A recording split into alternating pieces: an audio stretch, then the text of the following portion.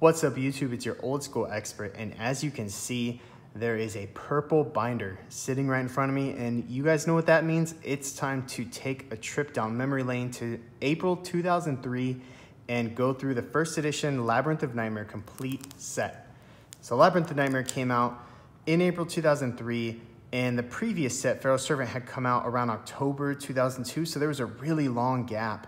Usually it was about 3 months of a gap between sets, but in this case, there was a gap of about 6 months, and I truly believe that is why so many people out there say, oh yeah, stop collecting after Pharaoh's Servant. My guess is that because there was a long gap between sets, kids lost interest. You know, the show was changing a little bit, and I think a lot of kids just lost interest. But for me, my interest had never been higher in the game, especially competitively, as it was when Labyrinth of Nightmare and Legacy of Darkness were being released. So we're gonna go through Labyrinth of Nightmare. This set is incredible. It's extremely nostalgic to me. It's actually my third favorite set of all time, after Legend of Blue Eyes and Metal Raiders. So the main card in here that really people remember is Gemini Elfs. So Gemini Elf was the first 1900 attack monster released in the TCG that was level 4 and didn't have an effect, especially a debilitating effect like paying life points to attack or something like that, having to tribute a monster to attack. There were cards out there that were 1900 or that were a little bit stronger or 1900 level 4, but they had bad effects. I think Dark Elf actually had 2000 attack, but you had to pay 1000 life points just to attack with it, and that adds up really quick. So Gemini Elf was a game changer, and it made beatdowns really the most competitive deck, kind of like tier 0. Nobody really used much else in the competitive scene, but there were some other really cool cards like Fire Princess Burn and stuff like that. So we're gonna go through this and enjoy every last minute of it. So on the first page, you got a really nice, you got Gemini Elf, Mass Beast, Revival Jam. That's a pretty nostalgic card from the anime. This Humanoid Wormdrake is a super short print. It's really hard to pull these. I don't know why. Wormdrake is not. Humanoid Slime, that might be a short print, but this is definitely super short printed. I think I only have 2 of these out of the many packs I've opened from Labyrinth of Nightmare. Got a lot of mask stuff, so clearly the theme was mask. The cover card is a mask card. It's, I think, the first cover card to not be a monster, if I'm not mistaken. There it is, the Mask of Restrict. So that's the cover artwork for Labyrinth of Nightmare. Another amazing trap card was Torrential Tribute.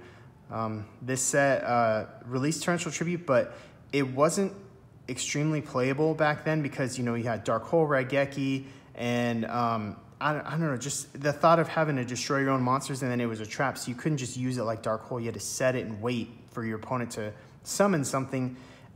It was a good card, but it wasn't like an extremely good card. It wasn't a great card.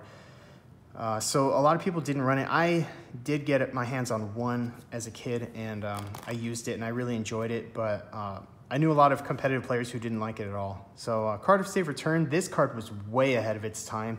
If you guys want to see what this effect does, if you're not aware, every time you special summon a monster from the graveyard, I think, when a monster is special summoned to the field from your graveyard, you can draw 1 card from your deck. So back then, not good at all. Special summoning from the graveyard, there were really only 3 cards that were widely used that did that, and then a few other obscure cards that would do it. So it was very circumstantial to use that. No one really used it. Later on, when the game became a lot more fast-paced and the graveyard became more of an extension of the field, this card became absurdly good, and they had to ban it. Fire Princess, a very cool nostalgic card. I have a Fire Princess deck. I used to run one back in the day as like a fun deck. It wasn't a competitive deck, but I enjoyed using it just in casual play. It was a lot of fun.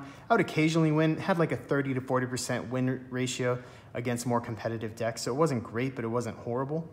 Got an Infinite Cards there. That's a pretty cool card. Some Amazoness stuff in this set too. Let's see, this page. Spirit of the Breeze, that was the first card I pulled out of my very first Labyrinth of Nightmare pack. And fortunately, the person that was standing next to me really wanted it and paid me almost the price of the pack. It was like, he offered like $2 to $3 for it. Let's see, I don't know why.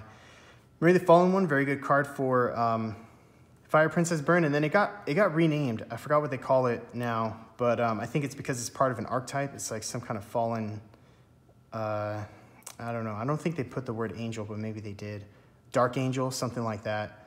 United We Stand and Mage Power. These two were basically staples when they came out. Mage Power was great because it was very easy to power it up. You just set a bunch of spells and traps, or magics and traps if you want to call them that, because they were magic cards back then.